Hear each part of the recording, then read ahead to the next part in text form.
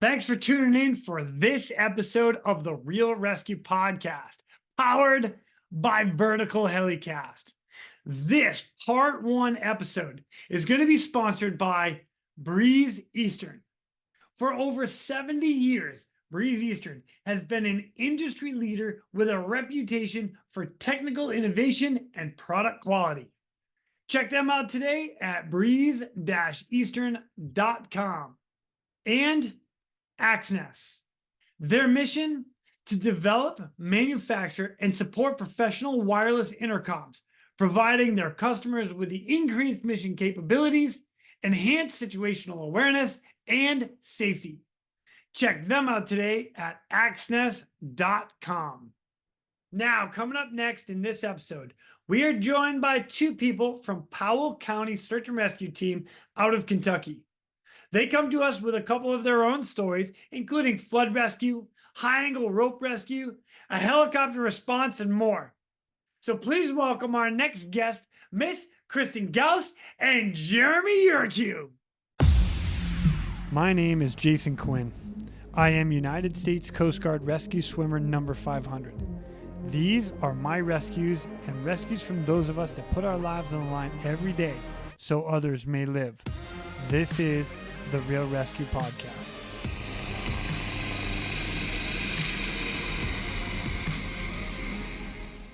Ladies and gentlemen, welcome back to the Real Rescue Podcast. I'm psyched to have these two on. I actually found them, I believe, through Instagram. Kristin, you and I think we're texting back and forth because you guys had this amazing rescue, snow, helicopter, top of a rock. It was ridiculous. So we had to start talking, and I wanted to learn more. And this is how we all connected. But they are from the Powell County Search and Rescue Team on the eastern part of Kentucky. And Kentucky, is it Louisville, Kentucky? Louisville, Kentucky. Depends on who you ask. Okay, right on. If you live here, it's called Louisville. Louisville. I really got to work on that. Louisville. Nice, thank you. Ladies and gentlemen, please welcome Kristin Gousse and Jeremy Urekew. What's up, you guys? Hey, Jason. How's it going? Man, it's fantastic. Thank you guys so much for joining me. I appreciate this. Yeah. Thanks for having us. We really appreciate it. Heck yeah. How's the weather out there right now? Chilly, actually. I think it was, 30 degrees this morning? Yep. Which is chilly for this time of year. Yeah. That doesn't sound fun at all. Yeah. I was in shorts and t-shirt earlier today, okay? Nice. Not that I want to rub it in. Right on. Well, I started this out. You guys, like I said, Kristin, you and I connected off an amazing rescue that happened, and we're going to touch on it later. But as you and I talked and texted and whatnot, all of a sudden, you're telling me about all these other ones that you guys have been through, and I'm like, oh my gosh, your program is amazing. So let's start with that. What is it? So it's Powell County in Kentucky, and you guys are a volunteer search and rescue team. Let us know, what is it? What do you guys got going on out there? Yeah, so we're in Powell County, Kentucky, and it's part of the Red River Gorge. So Red River Gorge covers, 3 counties? Mm-hmm. So we're one of those responding counties, and we are completely volunteer-based. We have about 36 members, and the gorge is a huge hiking, climbing attraction. It's people from all over the world come to rock climb, to hike, see the sights, because it's a very unique rock geological preservation. So we get a lot of foot traffic. And because of that, unfortunately, we stay pretty busy in search and rescue. So we go from anywhere from... Unfortunately or fortunately? Depends on who you ask. Yeah. Look at it. Wait, so Jeremy's smiling right there. He's like, I just, I get a lot of cool experience. But yeah, so we do a multitude of different calls, from your standard lost hikers who just wander down a trail, weren't prepared with flashlights, get lost, to some really technical, high angle, falling off cliff situations. So we get a lot of different experience, and it's great for us as a team because we hone in our skills. We get to, talk about really cool rescues that we do that may be once in a career rescues for a lot of different departments, especially in more industrial settings. But we do them year in and year out. So it's a really cool atmosphere we get to be a part of. I think our team also boasts the capabilities like a Type 3 swiftwater floodwater rescue team. Mm-hmm. So we do have a growing number of people on our team that are capable of being able to perform waterborne, water-based rescues, either in water or in a small watercraft like a rib. So those are not very common calls for us. But when the Red River does flood, and it happens, yearly, the flood basin is actually a pretty large area, and it encompasses a lot of homes, a lot of trailer parks. So we do get called from time to time for a lot of like floodwater evacuation. The river itself is pretty tame in normal season. In fact, there's many times in the deep of the summer where you're getting out and you're walking your kayak from spot to spot to be able to even kayak down it. But when we get rain for a couple of days or snow and it melts, the river can swell up and it will cause some floodwater evacuation. So that is a growing part of our team right now that we're trying to really shore up, because in the last few years we've seen several calls, not just in our jurisdiction, but also for mutual aid calls or for EMAC requests to other areas that may need this asset. So I think by the end of this year, we'll probably boast about a 50% of the team being capable of doing that. And then the purchasing of more equipment, we maybe even get to the point where we can swing like a Type 2 team, which would be really awesome. And what is a Type 2 team involved with? Like, what do they do? It's just more people, more capabilities, more boats. So if you're looking at NIMS resource typing for what you can do, there's a specification on what minimum qualifications each person has to have, what minimum types of equipment, but that Type 2 team would be bringing more people, more boats to the party, so to speak. Oh, that's cool. There's another kind of interesting and unique perspective or unique scenario that you guys have is, so Kentucky does not allow you guys to be medical responders. So you are actually kind of partner up with another type agency to like explain a little more of this. Like, I know you wrote it down, but how does that work?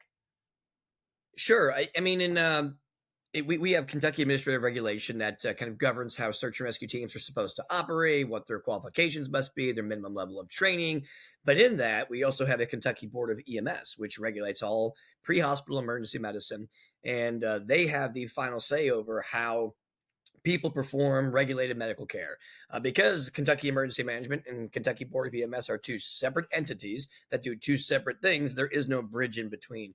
So we created a team in 2015 called Red Star Wilderness EMS, based here in the Red River Gorge. It's part of Powell County EMS. So we're Powell County Search and Rescue. It's part of Powell County EMS.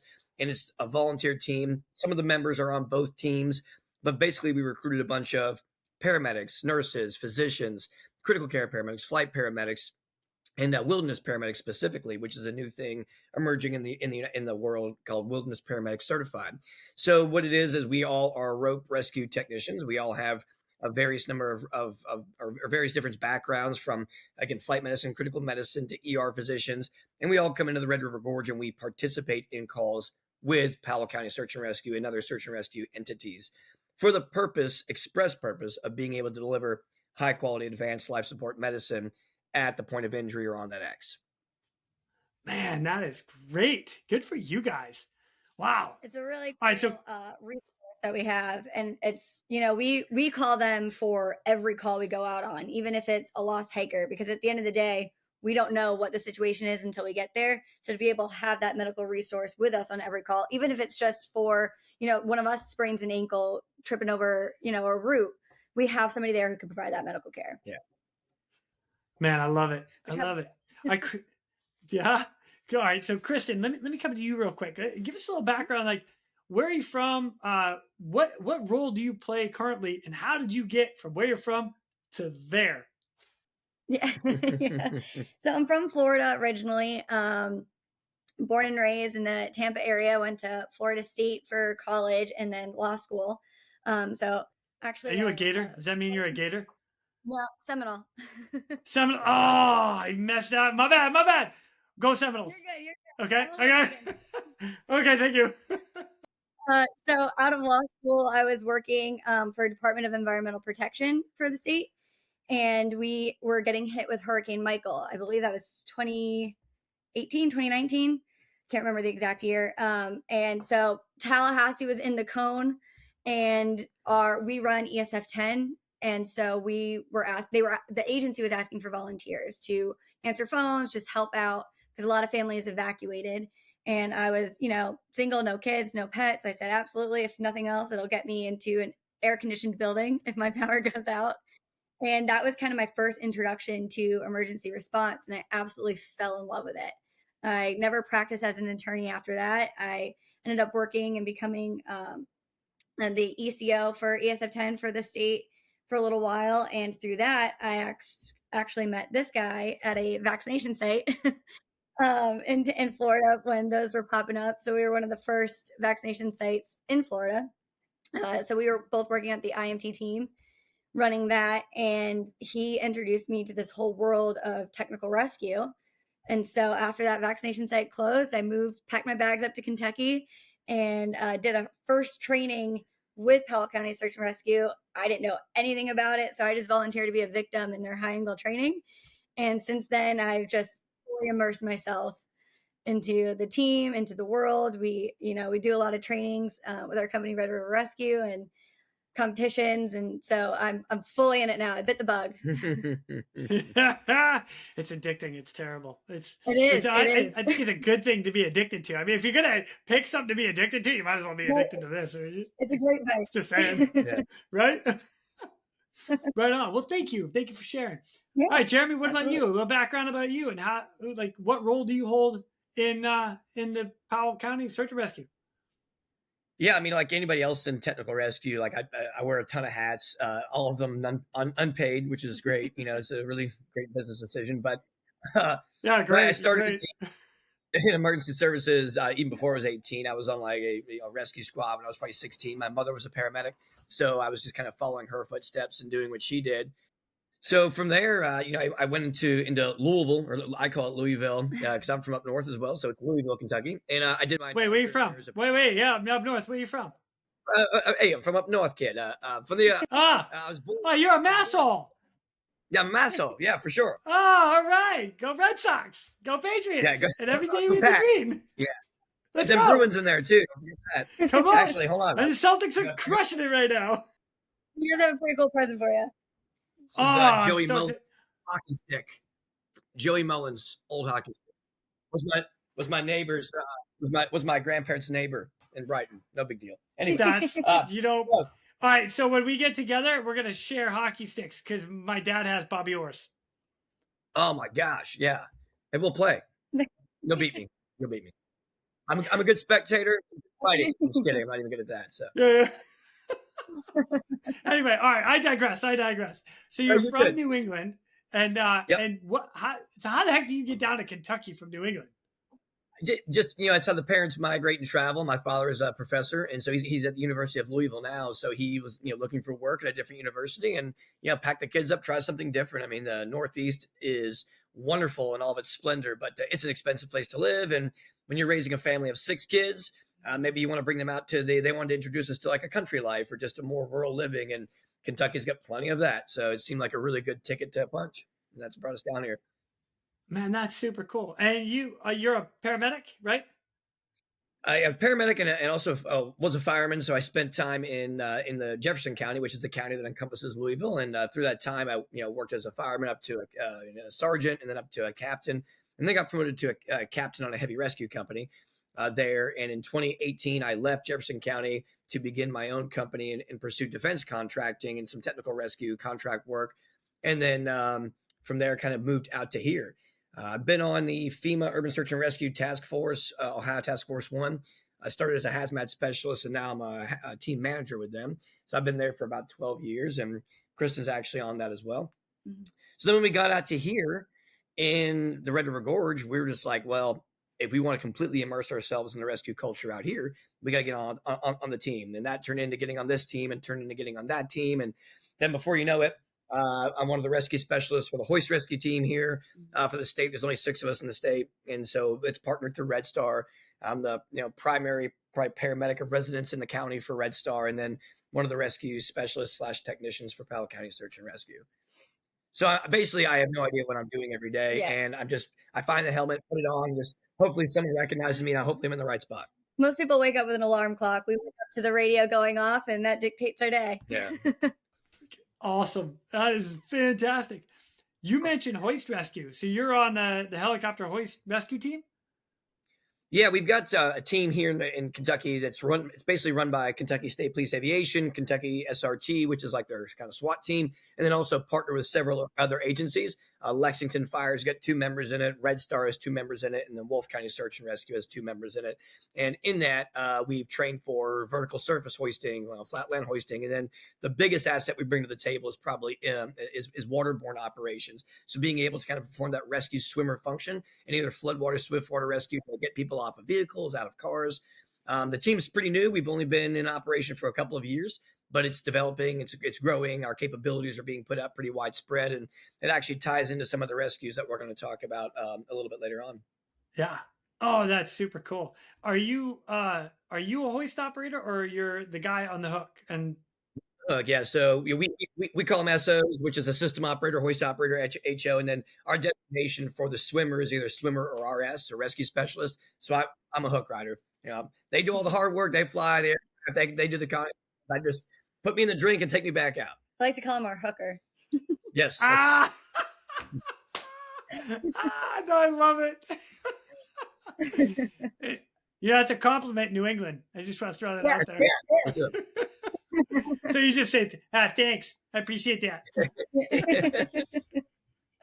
Oh my gosh, man, that's great. Wow, you guys do a lot. Like you're between volunteer, multiple organizations coming together to help those in distress. Plus, you've got a helicopter run by the state. You said state police.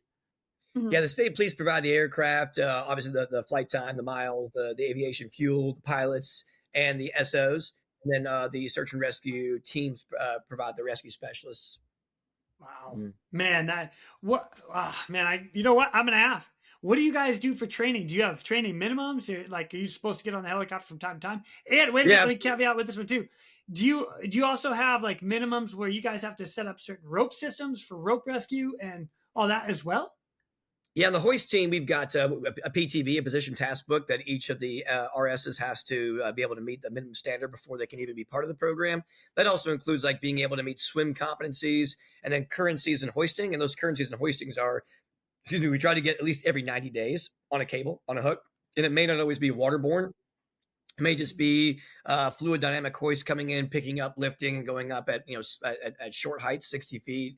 But our whole goal is that we try to at least once yearly get into a week-long immersion class where we just, 1 year we did, I think, 3 weeks throughout the year, where we say, okay, we're going to pick this hazard and this is what we're going to try to just drill down in. And we may even bring in an external company that will come in and lend their expertise with us because we're a new team.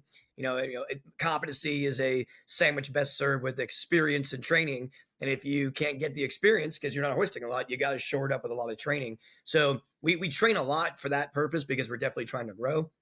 But yes, everybody that's on our rescue specialist side has to be a rope rescue technician, a swiftwater, floodwater rescue technician. It has to have proficiency in ropes, knots, and the basics of rigging. Wow. You guys have a lot of qualifications to keep up. Yeah, I get it. You throw a helmet on and just wait. You hope you're landing in the right spot. I got you. Yeah. I got you now. Oh my gosh. I love it. All right. Well, before we get into some of the stories that we're going to talk about, I got one. My first question. Kristin, do you remember your very first rescue? I do, actually. I 100% do. It was I like that already. A seizure patient on Natural Bridge, which is one of our big attractions, and you can take a chairlift up. So thankfully we didn't have to hike up with all of our gear. So we got on the chairlift, went straight up, and we were one of the first few people there, and he started going to work on the medical side, and I had never opened up a sked before. I'd only seen Jeremy do it. And he was like, Kristin, I need you to get the sked. I need you to get a rope out and start a low angle belay system. I was like, all right. So I unrolled it. Thankfully, it didn't beat me up too bad. We were able to get him onto it. And then more people came, we were able to set up some pretty cool low angle systems and got him down. But that was my first rescue. Oh my gosh. Nice. Yeah. Well done. You can't just put him on the chairlift, sked, tie him into the chairlift. I'm just kidding. I'm totally playing. Last day at work. Yeah, last day at work. Anything you want to do, Oh man, that's great. Wow. I want to take a chairlift to a rescue. That's freaking cool. No, I'm just The chairlift saying. it's sketch. The it chairlift is sketch. sketchy, but it also beats that hike up. So That's pretty badass. I like that. All right, Jeremy, you're up. Your very first rescue that you remember. What was it? Oh man, I mean, I'd say I can't even remember the first one. I was, probably in the. And not my first was probably 1997, 98, and it ended up being a body recovery, but it was a missing guy from my high school. Yeah, I went with my mom on the call, and this one of the guys had drowned. Two guys from my classmates from high school, and they had gone out just late night partying in a cow pond in the fields of Kentucky, and were missing. So we went in and just basically dragged the pond, and of course didn't have any dive assets at the time, so an improvised drag system was created to be able to find the people in the bottom of the pond, or the guy in the bottom of the pond. And so we were sitting there on the side of the pond creating like hooks and barbs with like fishing barbs and trying to make a bar along about 6-foot bar of steel. And we were crimping and pliering into making a drag device to be able to try to find this person at the bottom of the pond. And again, looking back in retrospect from 1998, this was probably pretty poor work, but I was 16 or 15 at the time. So to me, it sounded like, we were doing great things. But we did find this person who had been down there for probably about 40 minutes at the time, and brought him up. And then my mom opted to be the lead paramedic, and so she performed a CPR and then worked this teenager all the way to the hospital. So I was able to ride with her and kind of get like completely immersed in all that kind of stuff at a very, very young, very, very early age. But I guess my hand in that rescue was pretty nil. I didn't really do much, but it was definitely multi-agency coordination, multi-agency response, a little bit remote in a field in the back, 200 acres of someone's farm. All the assets had to be brought out to there, and, working with the reporting party, working with Point Last Seen, kind of looking back to what it was a pretty complex rescue that ended up in just a recovery. But yeah, that was the first one for me. Oh my gosh. I'm sorry, it happened to you. Yeah, thanks a lot. Right. Just kidding. I'm just kidding. But wow, Jeremy. So I'm sorry it was your classmates that happened to. That's never a fun thing. But 16 years old too. Oh my gosh. Wow. Yeah, you really did start young. Jeez. Yeah. I cut the bug early, and then I couldn't shake it. It's just I love the technical aspect of everything rescue involved, from specifically ropes. That's what we do out here, but I love the trench environment. I love anything that has to do with a helicopter. I love everything that has to do with water, and all the different disciplines intertwine in so many ways. So, and I love that it is technical rescue for sure. In that technical aspect of it, you have to maintain proficiency. So there's I guess a calling for people who don't want to be mediocre. And if you loathe that, if you can't stand that, then you'll find plenty of ways to continue to improve your skill set in technical rescue. And I love that challenge. I mean, you can, hey, my New Year's resolution, I want to lose 10 pounds. I want to stop drinking as much beer, whatever the case may be. But you have to physically and emotionally dedicate to being proficient in technical rescue. So it's like a personal calling. Even though it's done within teamwork, it's a personal calling to develop those skills and maintain them. And I like that. It's a huge challenge. Yeah. No, you're spot on with that. It's definitely a unique calling, and it is not for everybody. Yeah.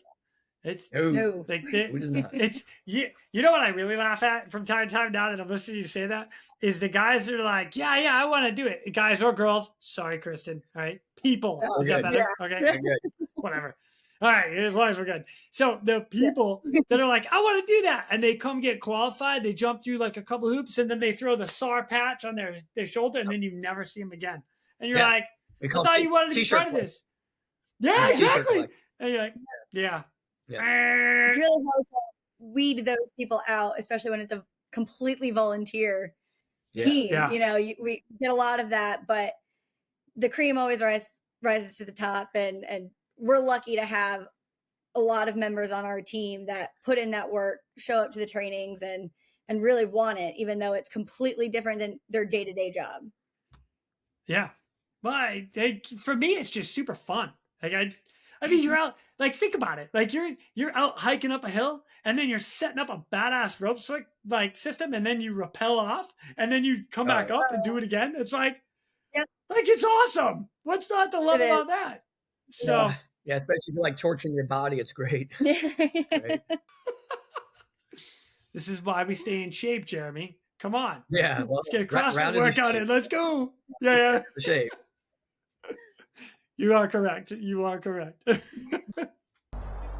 We're going to divert real quick to thank our sponsors. Breeze Eastern. For over 80 years, Breeze Eastern has designed and manufactured battle-proven aerial rescue hoists, winches, and cargo hooks. Each product is carefully crafted to support demanding mission scenarios, ensuring the job gets done safely and efficiently. Visit them today at www.breeze-eastern.com. All right, well, let me get into this. There are a couple, like I said, there are a couple of rescues I wanted to talk to you about. And in 2022, Kentucky sustained a bunch of major floods that came through. And I actually remember that because I was actually messaging with a lot of the National Guard guys, because the National Guard had to do a lot of work when the flood rescues started happening. And it kind of fell through the cracks. And if those guys are listening now, come on, I want to hear them. But you guys actually did quite a bit as well. And I'm going to bring that up real quick. So you guys, and when I say you guys, I mean Powell County Search and Rescue Facebook page, that got posted July 30th, 2022. And it says 18 of our team members, including swift water techs and EMTs, responded to a manual aid call this morning to assist in rescuing families still trapped by the devastating floodwaters in Breathitt County. Our first assignment was to rescue a family of 4 who was stranded in their home. One was a diabetic and another was recently diagnosed with lung cancer. Since no one would leave without the other, they refused being airlifted. The swift water team quickly made contact, made 2 trips, bringing them to safety, and a tearful reunion with their parents who drove up nonstop from Georgia. Awesome. Then there's another article, and this one's in NBC News. They did a little bit on you. Search and rescue team still looking for final flood victim. It says, Breathitt County, Kentucky. Early Saturday morning, nearly 200 members of search and rescue teams gathered in Breathitt County to look for Vanessa Baker, the one person still missing from the eastern Kentucky flooding of summer 2022. It's been nearly 6 months since floods ravaged eastern Kentucky, killing more than 40 people. One of them still hasn't been found. Today, search and rescue teams tried once again to find Vanessa Baker along the banks of the Kentucky River. LEX18 Sean Moody has tonight's big story at 6. For search and rescue teams across the state, the Eastern Kentucky flood mission isn't over, not until they finish their final task. Good luck, guys. Bring her home. There's still one person who has never been found. Well, it's just hanging over our heads. You know, we don't feel like our job's done until everybody's accounted for. Today, going on 6 months since the flood struck, nearly 200 people from 23 agencies across the region are back to find Vanessa Baker. This is Miss Baker's home. They've got some sophisticated tools to make it happen. Each person is carrying their cell phone, which has this software on it, and it is uploading by cell tower their geo coordinates. Out here on the riverbanks, it's just old-fashioned hard work. Just foot search, take our time, be methodical, walk the banks of the river, try to cue in on any kind of clues we can see, and our ultimate goal is to find Miss Baker. The search area where the team is that we're following is in the community of Wick. You can see the Kentucky River is down here back in its normal banks. When the flood happened, though, you can see just how high that water got. All this thick brush up on the riverbank. This is what they're searching. You can see just how thick that is. And what they're searching for, they say, is anything as small as a set of car keys to give them some kind of clue. There are several teams out here, each searching a portion of a 12-mile stretch of the river. We're just taking it a step at a time, taking our time, being methodical. We don't want to miss anything. So. It's tedious work, checking all the brush piles and debris still here after all these months. But for volunteers who are passionate about finding every last person, it's a job they intend to see through to the end. Well, it's really frustrating for a lot of people, especially for the family. I'm sure that they want that closure. And it's our job and our responsibility to give them the closure that they deserve. In Breathitt County, Sean Moody, LEX18 News. That blows my mind that you have 200 members searching for somebody like the last person. That is incredible. Wow, that's a lot of assets. Then that's awesome. Like, she's in distress, and you got a boatload of people going to get them. So let's go back to the family, and then I'll switch gears into the lady. But the floods what happened? Holy cow! I wasn't there for that first day where they actually got into the boat and affected that rescue, but the floods it's one of those once in a however many year floods. Yeah. And it came in at like 3:00 in the morning. So people living in the holler, what they call the holler valley, in that county, the floods they were woken up by the sound of the rushing water. And there were so many people stranded. They were climbing to their roofs, pitch black. Nobody can see anything. The state set a bunch of resources, helicopters doing hoist rescues off of roofs, all of the boats, all the different SAR teams, FEMA Ohio Task Force 1 actually was deployed to it. So they sent all of their resources there. And thankfully, our team was able to use our boat and get this family out. And from what I heard from some of our team members, it was just a once in a lifetime kind of rescue opportunity, and everything turned out well. And to be able to be there for the reunification with their family from Georgia it's why we do it. One of the, I think one of the neat things you see at the local level is, once you punch that red handle and the federal assets are rolling, a Type 1 FEMA USAR team is going to bring tons of boats and tons of qualified people to operate those boats. So you're looking at 4 squads of guys or girls that can get out in the water and start effecting rescues pretty rapidly. And they're also really self-sufficient. And those 4 are great, but those 4 just are one cog in the wheel when you've got such a wide area of flooding and so many different reported people that have been, or people reported missing, some people that we had contact with via cell phone that just needed evacuation.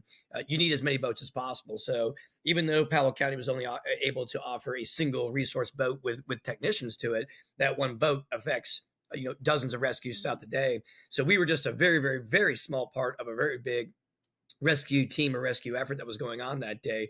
But as you know, like floodwater has its unique challenges. I mean, we've got floodwater standing is an issue, but floodwater moving is what we were dealing with. So in that type of area of Kentucky, groundwater contaminants probably aren't nearly as atrocious or as terrible that you'd see in maybe the urban flooding setting, but there's still lots of runoff that comes from farming fields or organic pesticides that have been brought out of the water, but also out of the cropland, but also getting into dioxins or compounds that haven't broken down. So our teams are working in this wildly contaminated water that's moving really, really quickly to affect these rescues. And I think everybody did a really, really fantastic job, not just doing the rescue work, but also weighing out the risk.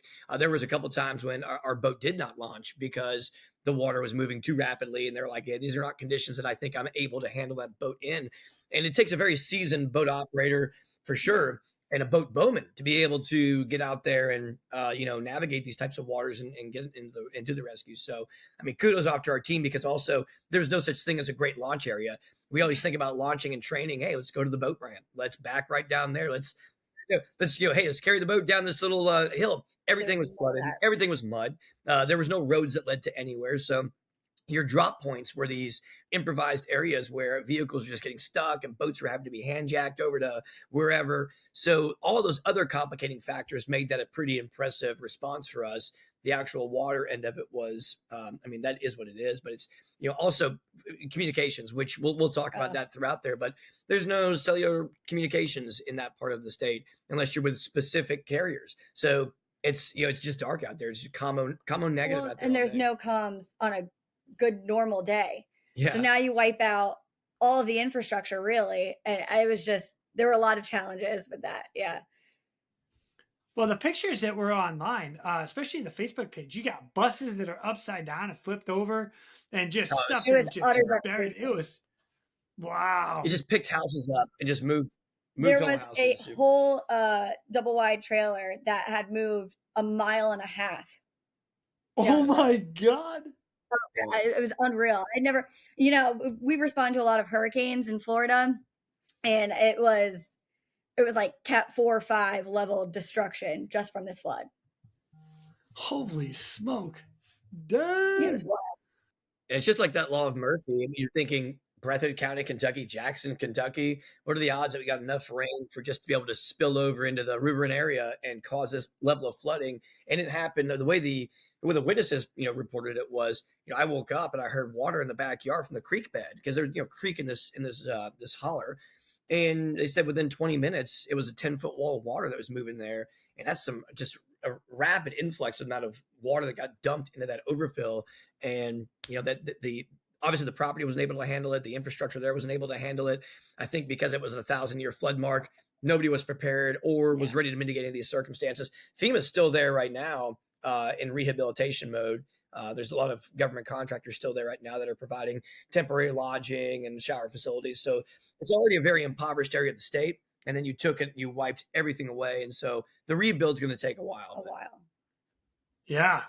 I mean, heck, we're already talking a year and a half. And like you said, it gets cold out there. So winter doesn't make it any easier. No. Wow. Dang, guys. Well, hey, good job to you and your team, the whole team that went out. Again, 200 people searching for one. Like, and I know that was the end and stuff, but that's fantastic. Yeah. And that was a year later. We did our last final search, I believe. I think it was a year, right? Yeah, we executed multiple searches of the ones that they covered. And it was 2 people missing initially. Originally, yeah. We showed up and we were waiting for an assignment, and they said, "Hey, go out to this one street. There's 2 people missing." This was a few days after the flood, and we actually met with the family members, and we were going through the debris of their home, and then we just started our grid search from there.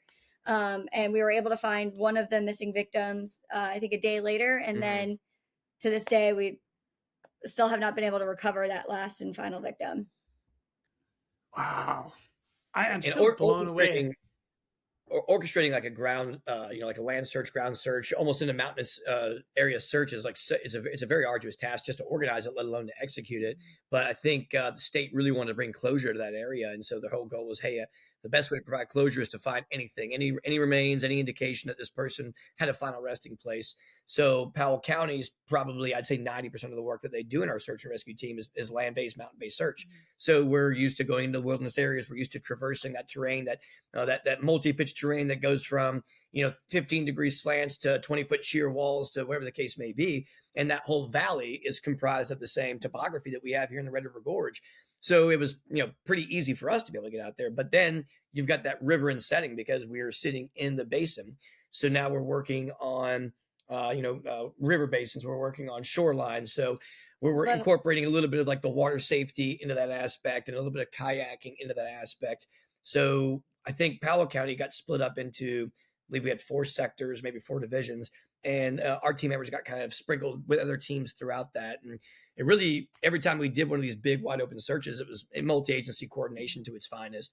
It was really, really good to see it come together. But of course, there was planning involved. So, we didn't execute any of these searches. Hey, tomorrow let's show up. There was tons of incident action plans that had to be drafted, resources that had to be allocated. So when you have the ability to do that, it's crazy with a little bit of coordination ahead of time can bring as a result versus during the actual flood, pull the red handle, 911 gets called. Yeah. Hey, everybody scrambles. And when we scramble, sometimes our assets and abilities scramble a little bit too. So the land search aspect that's planned is really neat to see how much can come together, especially in a completely volunteer realm. It's amazing. Wow. I'm truly blown away at how much resources can be pulled together for something like that. It is incredible. Yeah. Well done. Well done to Kentucky. I'm going to give the whole state credit. All right, Powell County. All right, because I'm talking about, hey, good job, Powell County. Yeah. Nice job, you guys. That's great. Man. We're going to divert real quick to thank our sponsors. Axnis. The Axnis P&G wireless ICS system delivers cutting-edge wireless ICS technology to any aircraft. As a fully integrated system or as a carry-on, carry-off mobile base station, the P&G wireless system is the right solution for any mission. All right, I'm gonna move on to another one because this one was interesting. Again, Facebook, you guys posted quite a bit, and I say again, you guys, as in Powell County Search and Rescue, they post a lot on Facebook. But this one was back in March of 2023, and yesterday morning around 1:30 in the morning, A call came in for an individual who had fallen over a cliff edge at Hollerwood Park. Powell County Search and Rescue. Hollerwood. Oh, you know what? I like that name. That's pretty good. Powell County Search and Rescue teams entered the trail with 2 Red Star Wilderness EMS paramedics and members of the Middle Fork Fire Rescue, Tri-County Volunteers Fire Department, and Lee County Search and Rescue. Oh my gosh, for somebody that fell off a cliff. And you guys, I mean, there's a ton of pictures, but 1:30 in the morning, oh yeah, that's not fun. That we know how that day's starting. Let's go. We could build. We had just flown in. Yeah. We flew at 10:30 p.m. into Lexington, and it's an hour drive home. So we got home at 11:30 that night. We had just gotten to bed. We were out of town somewhere. We had just gotten to bed too, and I was like, wait, on vacation or like something else? Another work assignment. Yeah. And so we, she was like, "Hey, do you want to make that call?" I'm like, "No." Well, at first it came in on the radio as just a possible accident, and we're like, okay, we'll listen. And then it was like, oh no, it's a report of a guy falling off a 90-foot cliff, and we just looked at each other and we're like, well, we gotta go here. We gotta go. Oh my god! So we show up, and it is, again, by the time we get there, 2:15 in the morning. Yeah. Nobody has found the patient yet. We can hear them, but nobody can find them. It is 40 degrees out, and it is torrentially downpouring. I mean, we couldn't get gear or clothes dry for weeks. It was all right, way to exaggerate. Listen, clothes dried for weeks. Come on. I do appreciate the exaggeration, but I got it. It took forever. I'm doing it. Yeah, we were part of the first tasting team that went in there. So basically, what it was, a gentleman was they were doing it's an off-road UTV ATV park. So everyone's got these souped-up razors and these like really expensive, awesome rock crawling, mud climbing, cool. It's a really, really cool place. It is. So they were just out, and there's this overlook like in a ret, and one of the guys had stopped to take a pee and got too close to the edge and just slipped right off. So his buddies knew, point last seen. So they scrambled back in the UTVs, probably maybe a 3/4 mile, which 3/4 mile in that terrain, we're talking like rutted out. You got to have one of these awesome off-road vehicles to get back to.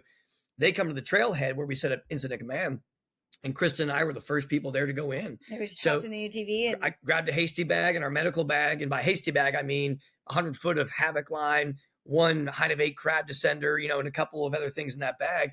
And take us to point last seen. Let's start doing SAR stuff. So we get to the PLS, and we're like, hey, we're hollering and hooting for the guy, and you can hear him down there. You can't see a flashlight or anything, but you can hear him down there. So we're like, well, we at least know he's down in this area. So set up a real quick rappel system, get over the edge, zip down to this guy. I love my havoc line, man. It's like the best rope in the world. So I do every rescue with this stuff. It's just gnarly. It's just gnarly. But we get down to this guy, and he has taken a fall, and lucky for him, it wasn't the topography, it's the foliage out here. We've got tons of rhododendron, which I don't know if you're familiar with that, but it's basically the most annoying shrubbery that could ever exist in the wildland forestry area. With big flowers, they're blue and purple and white. It's flexible enough that it acts like a string band, but you cannot take it you can't rip it out of the side of a mountain that's growing in 1 inch of soil. It's awesome. Well, this guy hit just layer and layer and layer of that on the way down. So it broke his fall. He hits the bottom. He's got, injuries that are pretty consistent with, taking a pretty good tumble, thinking an unstable pelvis, a couple of broken bones, loss of consciousness. So like Kristin's saying, it's pouring down rain. Well, now he has fallen down the cliff and has rolled and crawled about 200 feet away from the base of the cliff line. So I scrambled down to him, and then, do an assessment. It's raining, the whole shebang. So Kristin drops us down a sked, and we're working on the exfil plan at this point. So as real quick, sorry, I don't mean to interrupt. You're saying we, so somebody else came down with you? Not to the end. Not to the Okay, sorry. Got it. Okay, very end. So Kristin, we have Kristin and I. So Kristin's working top side, I'm working bottom side. She's orchestrating. She's giving me the gear that I need. So now, I treat the patient, try to be as cognizant as I can about hypothermia. But again, when you're working on a 45-degree plane in a ground cover of just leaves with water, everything I was doing, we're sliding further and further down this hill. So I knew, I was like, I got to get this guy into a sked because I have to get him onto a horizontal traverse system so we can stop rolling down this hill. So like single-handedly just bear this guy up into a sked, which if you're familiar with that, it's a very slick platform. Anyway, so once I get him in, I'm getting my ass kicked here, man. Like, this is terrible. And, responders are starting to show up at the top. So Kristin and them are starting to work on getting a really good system to get us up. So then I finally get this guy in, get him packaged, treat his injuries. He was compliant. He was helpful. If he had been in a much more critical situation, the outcome would have been starkly different. But he was able to help do some stuff. And there's one point where we found a shrub. I'm like, bro, you got to grab the shrub. You've got to help me push you into the sked. Like, I'm 160 pounds of nothing, man. And like, you're a hoss cat. And like, and gravity's not on our side, So we get him in. And then I set up a horizontal traverse system with a crab to his back, a little 2-to-1 redirect with progress capture. I'm at the base of the sked, and I'm just basically hauling him up with me as I go. And we're going up and over different, terrain sets and a little bit of some outcrops. And 200 feet of distance, we get to the base of the cliff. And I was just like, fuck, we're good. We're good. Once we get to the base of the cliff, I knew we were okay. And about that time, the second rescuer comes down in the system that they had created with a rigid litter. So it was wonderful because now I had another person. So we left the rigid litter basically levitating in the air, probably about 2 feet. Yep. And I told, because I told Kristin, if the litter is on the ground, the terrain was just, we couldn't even stand up straight. So I was like, we got to keep this in the air. And so me and our other rescuer, who is, he's with Powell County EMS, but also Powell County Search and Rescue. He's an EMT, an advanced EMT now. Him and I basically just manhandled the sked up into the litter that was floating. So once he was in that litter, that rigid litter for the raise, I was like, we're good. We're good, man, because now it's just 3-to-1, 5-to-1 to get him up. So yeah, we began the raise. I accompanied the patient, which is not something I usually like to do. There was a lot of rhododendron and terrain that dictated he needed to be with the basket to maneuver it. But it also doubles the up amount and of weight around all the shrubbery. Yeah, but you get stuck on all the shrubbery. Oh yeah, that would suck. Everything, especially with the rigid litter, with all the bars that like the rhododendron gets stuck in it, and it's a nightmare. And it's not just a sheer wall. I mean, every time we say a cliff line, imagine this nasty multi-pitch terrain that just has something growing out of everything and V cuts and everything. So like the propensity for that rope to want to fall into one of those cuts is like really, it's realistic. So, but I like to ascend the rope with the litter. That way I'm not putting extra forces and weight onto the litter itself. And the haul team is far more efficient, less load in the end, less trouble. But for this one, I made the call to ride with the litter. So we came up, the haul team's just getting kicked in because it's all mud up top. It's an off-road UTV trail. So it's been like a 4-foot haul field. Yeah. And like, there's just nothing you can do. These poor guys, they were just getting killed up there. Of course, me, I've done my hard part. So now I'm just the princess on the basket. He's along for the ride. Yeah. So the edge transition, at the time we had an SMC vector that we were going to use for just an artificial high directional to kind of put up in the edge. But I think the amount of work that was going on and the lack of training with it that we had at the time of the team, we opted not to use it just because, AHT failure is definitely not something you want to deal with. No. So we opted just to do a dirty edge 90 up and over, which was not very pretty. It wasn't, but we got it done. It was done. We maneuvered it. I treated the patient for a possibly unstable pelvis. So he had a hip binder in, and because of that and a possible leg injury, the last thing we wanted to do was to take the litter vertical and then come up over either pivot or assisted lift up. I didn't think his condition was going to handle that really well, so we opted for the hardest way in the world to do it.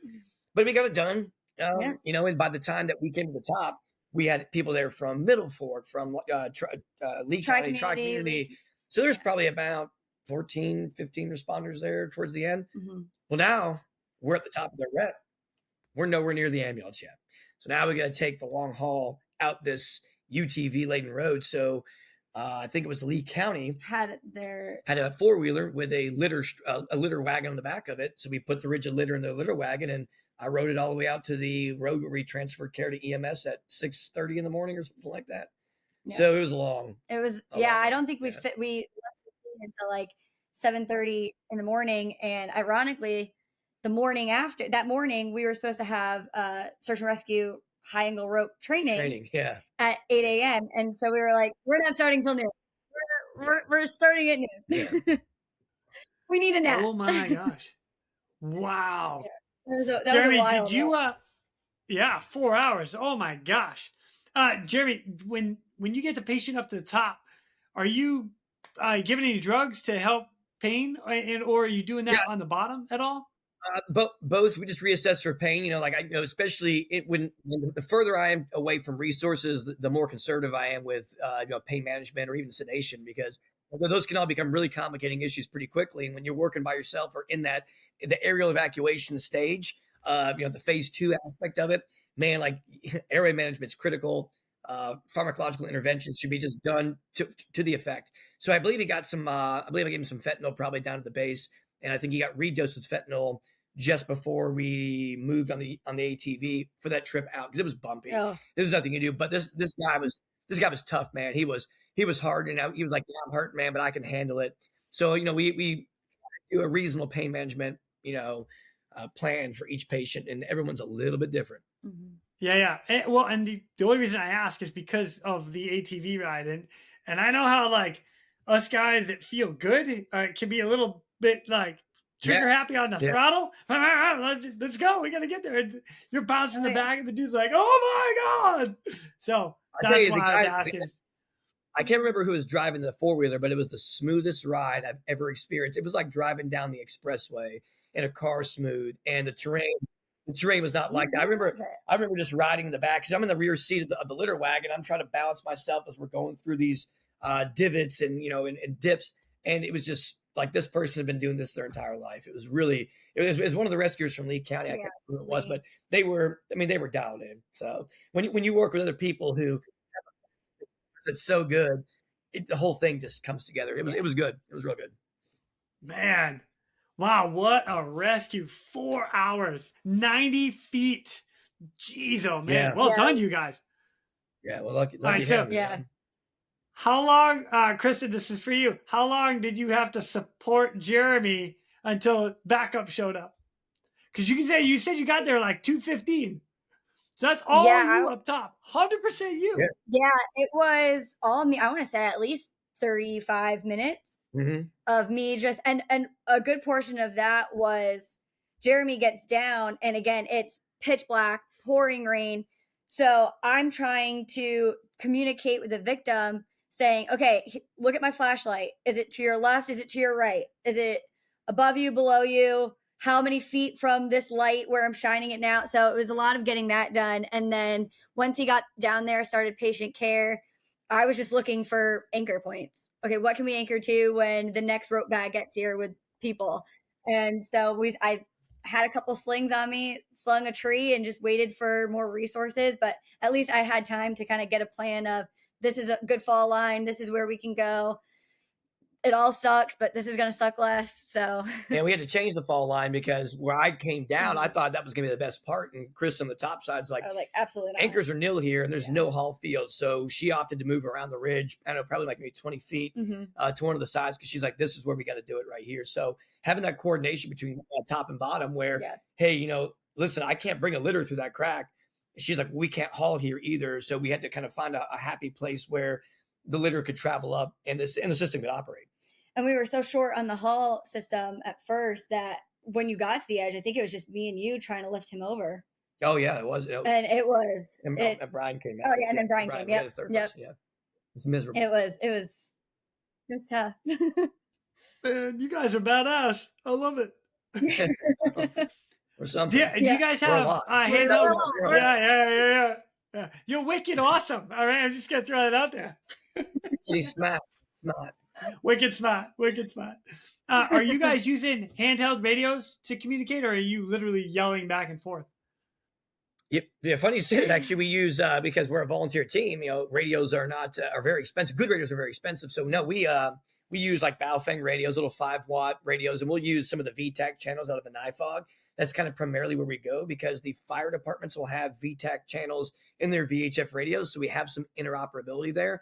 but it's line of sight. And when you have a $50 radio, you get $50 results. Yeah. But we did just score a grant. Yeah, we're super lucky. Yeah, I applied for a grant in the beginning of this year, and we just got it for $10,000 for it's called the SAR walkie-talkie radio grant, which we're going to be announcing on Facebook this week. It's for $10,000, and so we're going to be able to buy some much needed improved radio communication abilities with some 50-watt radios that are going to be able to increase our ability to be able to move past that and hopefully have communications that are workable. So.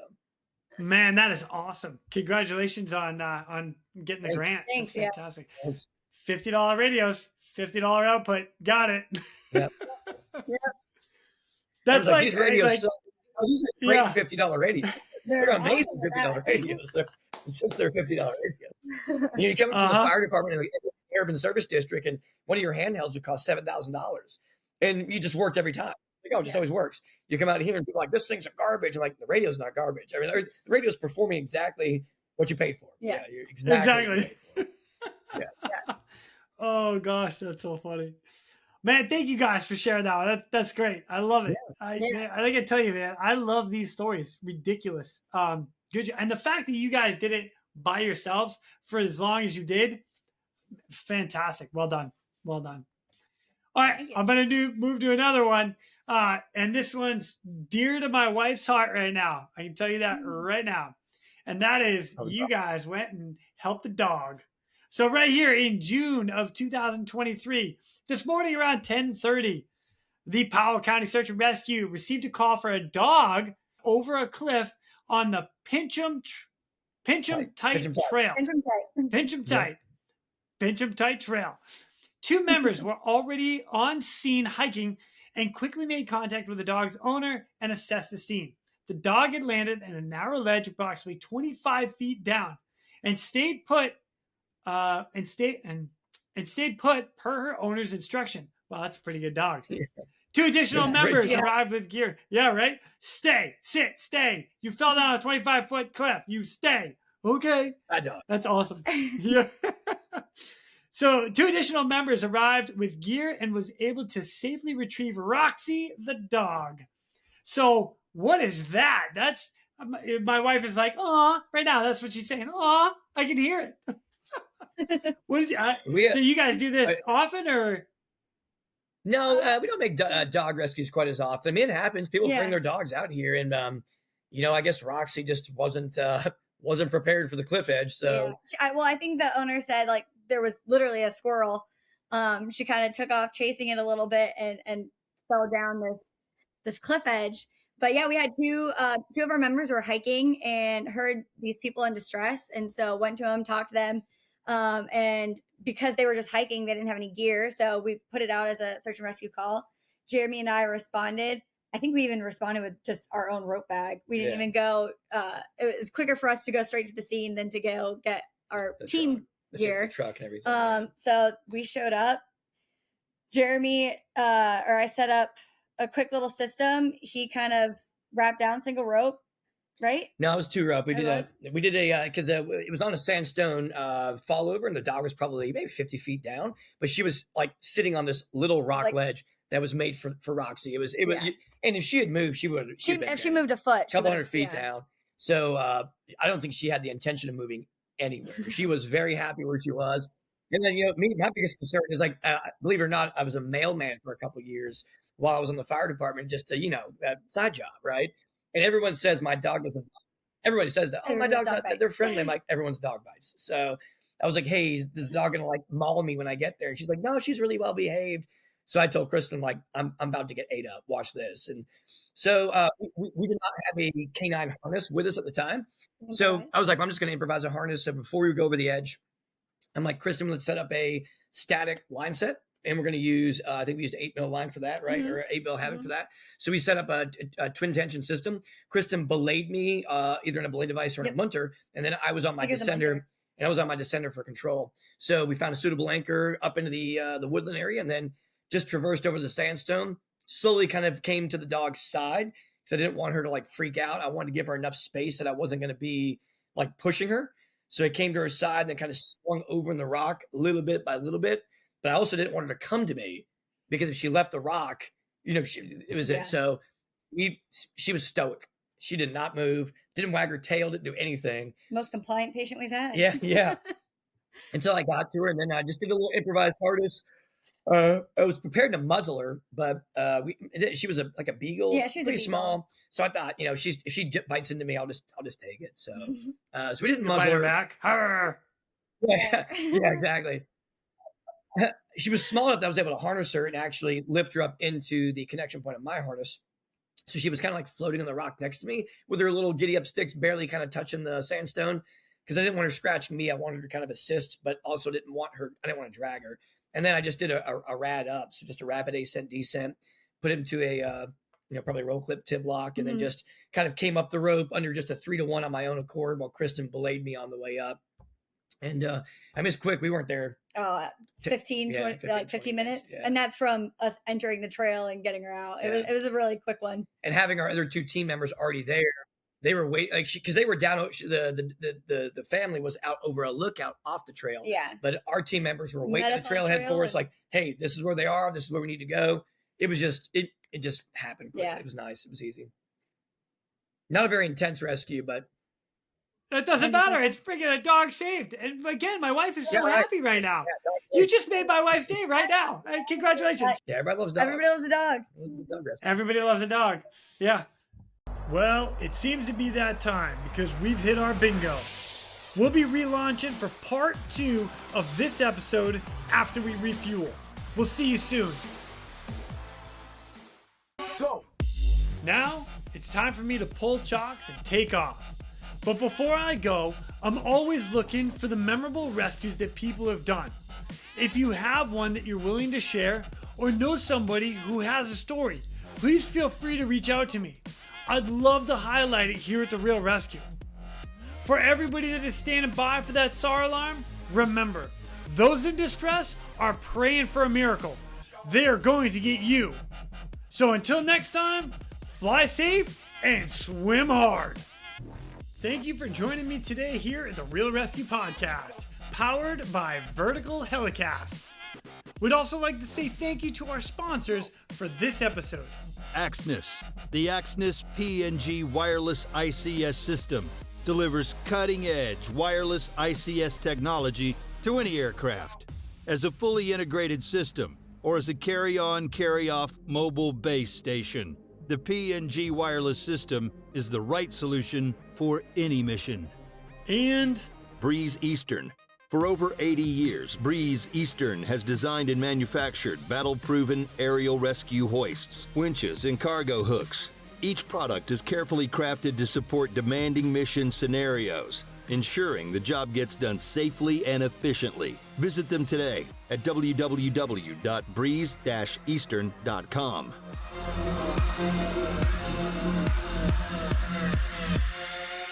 Go. sometimes it seems to be the little things in life where you're just out on the beach, out for a walk, with a little puppy that you rescued that's just so excited to be with you. He is just happier than life out on the beach. Aren't you, buddy? You want a treat? Oh, good boy. Way to sit down for me. Look at you. Just enjoying life. Out on the beach, huh? Yeah. Good job, buddy.